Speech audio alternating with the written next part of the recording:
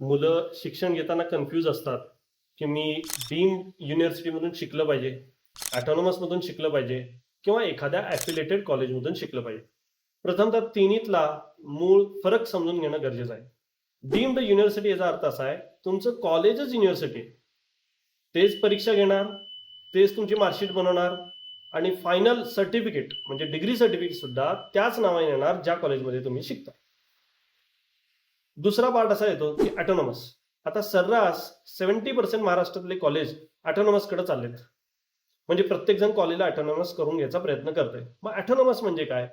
तर त्यांचं ॲफिलिएशन नक्कीच हे युनिव्हर्सिटीशी असणार, परंतु तो त्यांना स्वायत्तता असणार की ते त्यांचा सिलेबस फ्रेम करणार, परीक्षा ते स्वतः घेणार, पण डिग्री सर्टिफिकेट हे विद्यापीठाचं येणार, त्या त्या एरियातील विद्यापीठाशी संलग्न असल्यामुळे. आणि तिसरा आणि महत्वाचा पार्ट म्हणजे ॲफिलिएटेड कॉलेज. ॲफिलिएटेड कॉलेज याचा अर्थ असा की सर्व सूत्र, सर्व कंट्रोल हे विद्यापीठाच्या हातात असणार.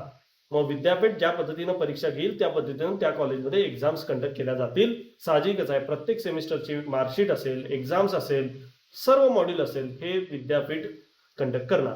इंजिनिअरिंगला येणारा स्कोर जर आपण विचारात घेतला तर डीममध्ये, ॲफिलिएटेडमध्ये किंवा ऑटोनॉमसमध्ये कुठं जास्त येईल? तर डीम आणि ऑटोनॉमसमध्ये स्कोर जास्त येईल.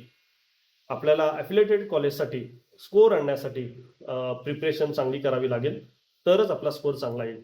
त्यामुळं मुलांचा आजकाल कल हा ऑटोनॉमसकडे वाढलेला आहे, कारण विद्यापीठाशी संलग्न पण असतात, तसेच त्यांना एक ऑटोनॉमस मान्यता सुद्धा असते.